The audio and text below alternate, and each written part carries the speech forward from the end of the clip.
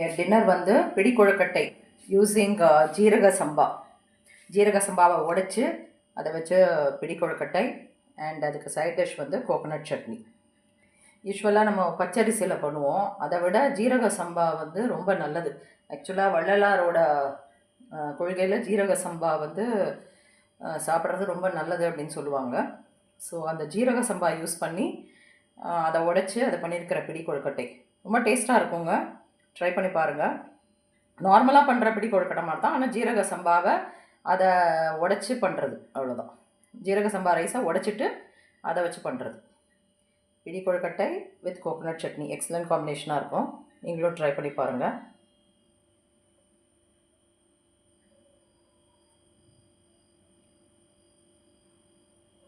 Happy cooking, healthy eating. Happy eating. Thank you.